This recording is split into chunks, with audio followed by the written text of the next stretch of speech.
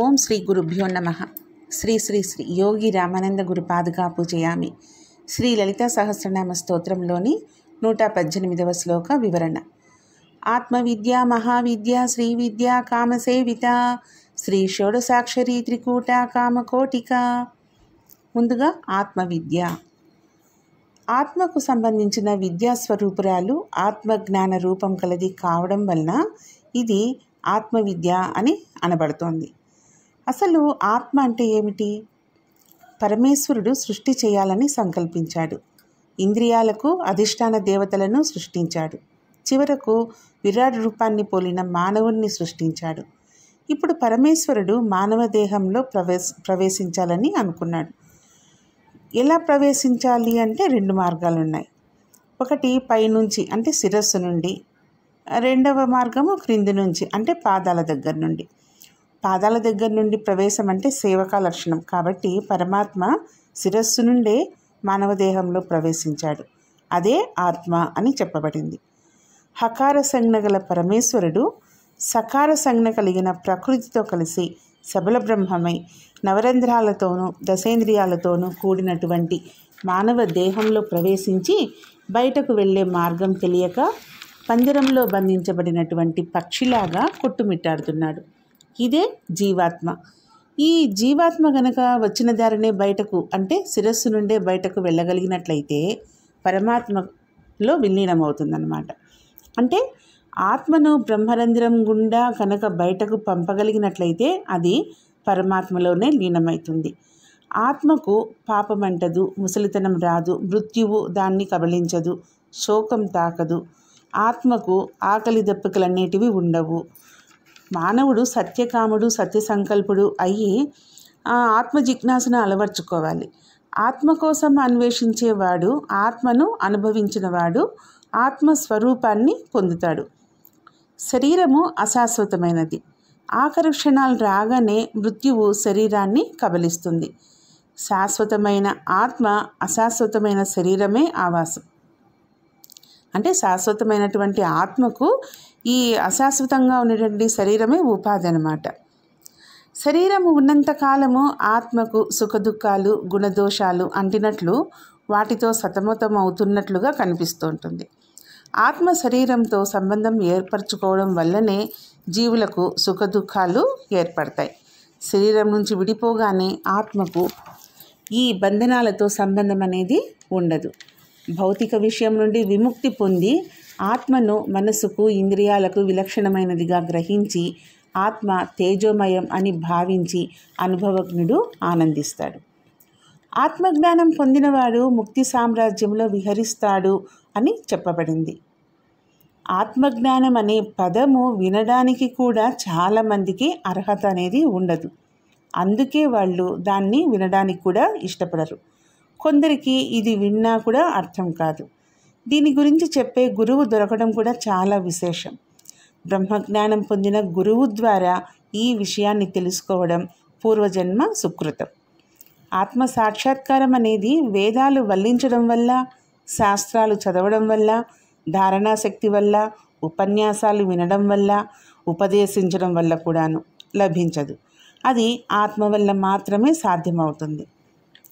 అర్హుడైన వ్యక్తికి ఆత్మ తన నిజస్వరూపం చూపుతుంది. ఆత్మ అనేది సూక్ష్మమైన బుద్ధి చేత మాత్రమే గ్రహించబడుతుంది. ఆత్మ సర్వ వస్తువులందు ఉన్నది, కానీ పైకైతే కనిపించదు. సముద్రంలోకి చేరగానే నదులకు, వాగులకు అన్నింటికీ ప్రత్యేకమైన గుర్తింపు అనేది ఉండదన్నమాట. అలానే జీవి అనేది ఏ రూపంలో ఉన్నప్పటికీ చైతన్య సముద్రంలో కలిసిపోయాక తన రూపాన్ని పోగొట్టుకుంటుంది. ఈ రకంగా జీవులన్నీ ఏ తత్వంలో కలిసిపోతాయో అదే ఆత్మతత్వం. అది అద్వితీయమైనది, సూక్ష్మమైనది, సర్వవ్యాపకమైనది. అదే నీవు, తత్వమసి, శ్వేతకేతు, అదే నీవు. తూర్పు, పడమర, ఉత్తర, దక్షిణాలు, నేల, నీరు, నింగి, ఆకాశం, నక్షత్రాలు వీటన్నింటిలో కూడా ఉన్న తత్వం ఒకటే. ఆకాశంలోని మెరుపులో ఏ తత్వం అయితే ఉందో అదే నాలోనూ ఉంది. ఇదే చరాచర జగత్తంతా వ్యాపించి ఉంది. అదే ఆత్మతత్వం, బ్రహ్మతత్వం. సనత్కుమారుడు నారదునికి ఉపదేశించిన భూమా విద్య అంతా కూడా ఆత్మవిద్యే. ఈ రకంగా ఆత్మవిద్యను గురించి ఉపనిషత్తులన్నింటిలో వివరించబడింది. పరబ్రహ్మను గురించిన జ్ఞానమే ఆత్మజ్ఞానం. ఆత్మవిద్యయే బ్రహ్మ విద్య. ఆత్మవిద్య కలది కాబట్టే పరమేశ్వరి ఆత్మవిద్య అని అనబడుతోంది. ఈ చైతన్య శక్తి అనేది ప్రతి జీవిలో కూడా అంతర్గతంగా ఉండి నడిపిస్తుంది. వ్యక్తిలో ఉండేటటువంటి ఈ అంతర్గత శక్తి యొక్క అంశాన్ని ఆత్మశక్తి అని, విశ్వంలో ఉండే అంతర్గత శక్తిని అమ్మవారని అంటారు. ఆత్మశక్తి గూర్చి చెప్పే విద్యను ఆత్మవిద్య అంటారు. విశ్వాన్ని నడిపించే అంతర్గత శక్తి అయినటువంటి అమ్మవారు ప్రతి జీవిలో అంశరూపంలో ఆత్మశక్తిగా పనిచేస్తుంది.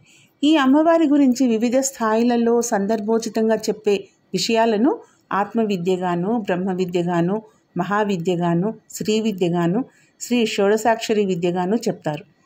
ఇవన్నీ యోగ విద్య కిందికే వస్తాయి. ప్రతి వ్యక్తికి సంబంధించిన మూలాధారాది సహస్రార పర్యంతరానికి సంబంధించిన విజ్ఞాన విశేషాలన్నీ ఆత్మవిద్య కిందికే వస్తాయి. ఆత్మవిద్యా స్వరూపిణి అని ఈ నామానికి అర్థం. తర్వాతి నామం మహావిద్య. ఆత్మవిద్య మహావిద్య, అదే బ్రహ్మ విద్య. సర్వ అనర్థాలను తొలగిస్తుంది కాబట్టి అది మహాతత్వం కలిగినదన్నమాట. పరమేశ్వరి బ్రహ్మ విద్యా స్వరూపిణి కాబట్టే మహావిద్య అని చెప్పబడుతోంది. దేవి భాగవతంలో మణిద్వీపంలోని ప్రాకారాలను వివరిస్తూ అక్కడ ఆమ్నాయ దేవతలు, భువనేశ్వరి అవతారమూర్తులు, మహావిద్యలు, సప్తకోటి మంత్రాలు ఉంటాయి. కాళి, తార, భువనేశ్వరి, భైరవి, ధూమావతి, చిన్నమస్త, త్రిపురసుందరి, బగళాముఖి, మాతంగి, కమలాత్మిక ఈ 10 మహావిద్యలు సిద్ధ విద్యలుగా ప్రసిద్ధి చెందాయి. వనదుర్గా పంచశతి విద్యకు మహావిద్య అనే పేరుందన్నమాట. ఉపనిషత్తులలో చెప్పినటువంటి ఆత్మవిద్య అంతా కూడా మహావిద్యే. యోగ విద్యలో ఆత్మశక్తికి సంబంధించిన జ్ఞానంతో పాటు విశ్వ విజ్ఞానాన్ని కూడా జోడిస్తే అది మహావిద్య అవుతుంది. అమ్మవారికి సంబంధించిన పరిపూర్ణ జ్ఞానం ఉండడం వలన ఈ విద్యను మహావిద్య అన్నారు. వ్యక్తిగత విశ్వగత సమన్వయ జ్ఞాన స్వరూపిణి అని ఈ నామానికి అర్థం. తర్వాతి నామం శ్రీ విద్య. శ్రీ అంటే పరమేశ్వరి. స్త్రీ దేవతల గురించి చెప్పే యంత్ర మంత్ర విషయాలను విద్య అంటారు. కాబట్టి శ్రీ విద్య అంటే ఆ పరమేశ్వరి యొక్క యంత్రమంత్ర తంత్ర విభాగం. విష్ణు పురాణంలో ఓ దేవి, యజ్ఞ విద్య, మహావిద్య, గుహ్య విద్య, ఆత్మవిద్య, మోక్ష విద్య అన్నీ నువ్వే. కర్మకాండ, ఉపాసన, మంత్ర విద్య, బ్రహ్మ విద్య అన్నీ నువ్వే అని చెప్పబడింది. పంచదశి స్వరూపం గల విద్య శ్రీ విద్య. ఈ పంచదశిలో హ, క, ర, స, ల అనే అక్షరాలున్నాయి. ఇవి పంచభూతాల బీజాలు. హకారం ఆకాశము, కకారం వాయుబీజం, రకారం అగ్నిబీజం, సకారం జలబీజం, లకారం పృథ్వీబీజం. ఈ రకంగా శ్రీ విద్య పంచభూతమయమై ఉందన్నమాట. ఆత్మపరంగా ఉండేది ఆత్మవిద్య అయితే, బ్రహ్మపరంగా ఉండేది బ్రహ్మ విద్య అయితే, అంతటా నిండి ఉండే అమ్మవారిని గురించి చెప్పేది శ్రీ విద్య. శ్రీ విద్య సర్వ ప్రయోజనకరమైన విద్య. కర్మ, భక్తి, జ్ఞాన, భోగ, భాగ్య, మోక్ష, వైరాగ్యప్రదమైన విద్యే శ్రీ విద్య. శ్రీ ప్రధాన బీజాక్షరమైన ఈ విద్య అత్యంత ఆదరాభిమానాలతో ఆదరింపబడుతుందన్నమాట. కుటుంబంలో తల్లి ఎంత ముఖ్యమో, ఆదరణీయమో అన్ని విద్యలలో కల్లా శ్రీ విద్య అంత ఆదరణీయమైంది. శ్రీ విద్యా స్వరూపిణి అని ఈ నామానికి అర్థం. తర్వాతి నామం కామసేవిత అంటే కాముని చేత సేవింపబడినది. కాముడు అంటే ప్రధానంగా 3 అర్థాలు చెప్పవచ్చు. శివుడు, మన్మధుడు, కోరికలు కలవాడు. శివుని కోసం అమ్మవారు ఎలా తపస్సు చేసిందో అలాగే శివుడు కూడా అమ్మవారు తన అర్థాంగి కావాలని అంతగానే తపన చెందాడు. ఆ ఇద్దరు ఒకరి కోసం ఒకరు చివరికి వారి వారి తపస్సులు ఫలించి ఆ 2 శరీరాలు ఒక్కటై అర్ధనారీశ్వరులుగా అయ్యారు. ఇలా శివుని చేత కోరబడి సేవింపబడింది కాబట్టి అమ్మవారు కామసేవిత.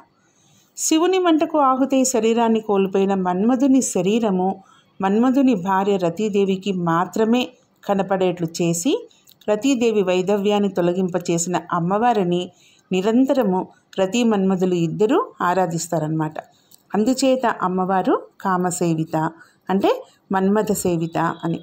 అందరి ఎడల అమ్మవారి అనురాగపూరితమైన చూపులు ఉండటంతో చివరకు మన్మధుడు బతికి బయటపడతాడు. శ్రీ విద్యను ఉపాసించినటువంటి 12 మందిలో మన్మధుడు కూడా ఒకడు. కోర్కెలు గల కామకులంతా వరద, వామనయుని, కల్పవల్లి, వాంఛితార్థ ప్రదాయిని అయిన అమ్మవారిని ఆరాధిస్తూనే ఉంటారు. అందుకని అమ్మవారు కామసేవిత, కోర్కెలు కల వారిచే సేవింపబడినది, శివునిచే సేవింపబడినది అని ఈ నామానికి అర్థం. తర్వాతి నామం శ్రీ షోడశాక్షరీ విద్య. సకల మంగళకరమైన 16 అక్షరాల మంత్రానికి సంబంధించిన విద్యాస్వరూపిణి పరమేశ్వరి. 15 తిథులను సమన్వయపరిచే విధంగా పంచదశాక్షరి మంత్రము ఉంటుంది. ఈ తిథుల వృద్ధిక్షయాలు కలిగిన కళలు. వృద్ధిక్షయ లక్షణాలు లేకుండా ఎప్పుడూ ఒకే విధంగా ఉండే కళ ఒకటి ఉందని, ఆ కళయే వృద్ధిక్షయ లక్షణాలు కలిగిన 15 తిథులలోనూ మారుతూ పనిచేస్తూ ఉంటుందని అర్థం చేసుకోవాలి. ఎప్పుడూ ఒకే రకంగా ఉండే ఈ కళకు సంబంధించిన బీజాక్షరాన్ని శ్రీంగా తీసుకుంటే ఈ శ్రీంతో కూడిన పంచదశి షోడశాక్షరి అయి షోడశ కళా ప్రపూర్ణ అయిన అమ్మవారిని సూచించే షోడశాక్షరి మంత్రం అవుతుంది. దీనికి సంబంధించిన వివరాలను శ్రీ షోడశాక్షరి విద్య అంటారు. తర్వాతి నామం త్రికూట. 3 కూటములుగా ఉన్న మంత్రస్వరూపిణి అని అర్థం. మూలకూటత్రయ కళేబర అనే నామంలో ఇంతకుముందు దీని గురించి చెప్పుకున్నాం. నిర్దిష్ట సంఖ్యలో ఉండే అక్షర సమూహాలను కూటమి అంటారు. కూటము అంటే విభాగం అని కూడా చెప్పుకోవచ్చు. అమ్మవారి పంచదశాక్షరి మంత్రము కయ్యే ఈల హ్రీం, హసక హల హ్రీం, సకల హ్రీం అని 3 కూటములుగా ఉంటుంది. ఈ 3 కూటములు వరుసగా కాతోను, హాతోను, సాతోను మొదలవుతాయి. అంటే కయ్యే ఈల హ్రీం అన్నప్పుడు క, హసక హల హ్రీం అన్నప్పుడు హ, సకల హ్రీం అన్నప్పుడు స. ఈ విధంగా కాతో, హాతో, సాతో మొదలవుతాయి. అందుకే వీటిని వరుసగా కాది కూటమి, హాది కూటమి, సాది కూటమి అంటారు. ఈ 3 వరుసగా అమ్మవారి మస్తకంపై నుండి కంఠం వరకు ఉండే భాగాన్ని వాగ్భవ కూటమని, కంఠం నుండి నాభి వరకు ఉండే భాగాన్ని కామరాజ కూటము అని, నాభి నుండి దిగువ భాగాన్ని శక్తి కూటము అంటారనమాట. అందుకని అమ్మవారు త్రికూట అనే నామంతో పిలువబడుతుంది. అమ్మవారి మంత్రం కూడా ఈ త్రికూటాలలో ఉంటుంది కాబట్టి అమ్మవారు త్రికూట అయ్యింది. కాది, హాది, సాది కూటత్రయంలో ఉండు మంత్రస్వరూపిణి అని ఈ నామానికి అర్థం. తర్వాతి నామం కామకోటిక. కామమునకు పై అంచున గలదాని స్వరూపిణి అని అర్థం. చతుర్విధ పురుషార్థాలైన ధర్మ, అర్థ, కామ, మోక్షాలలో కామమునకు అగ్రము లేదా అంచున ఉన్నది అంటే మోక్షం కాబట్టి కామకోటిక అంటే మోక్షం అని అర్థం చెప్పుకోవాలి. అందువల్ల కామకోటిక అన్న నామం అమ్మవారు మోక్షస్వరూపిణి అన్న అర్థాన్ని సూచిస్తుంది. అంతేకాని కోటి అనేది కోటి రెట్లు ఉంటుంది కామం అనేది అర్థం కాదు ఇక్కడ. కాముడు అంటే శివుడు కాబట్టి కామకోటిక అంటే శివుణ్ణి అవధిగా కలిగినది అమ్మ అని ఇంకో అర్థం కూడా చెప్పుకోవచ్చు. కామకోటి అనేది అమ్మవారి నామం. శక్తిపీఠాలలో కాంచీపురాన్ని కామకోటి పీఠం అని కూడా అంటారు. కాంచీపురంలో విష్ణుకోటి, రుద్రకోటి, కామకోటి అని ఈ విధమైన 3 త్రికూటి అని కూడా పిలుస్తూ ఉంటారు. కామాక్షిదేవి ఉన్న కాంచీపురంలో ఏ మంత్రం జపించినా అది 1,000,000 రెట్ల ఫలితం ఉంటుందని ప్రగాఢ విశ్వాసం అన్నమాట. మోక్షస్వరూపిణి అని, శివుణ్ణి అవధిగా కలిగినది అని ఈ నామానికి అర్థం. ఓం శ్రీ మాత్రే నమః. ఓం శ్రీ గురుభ్యో నమః.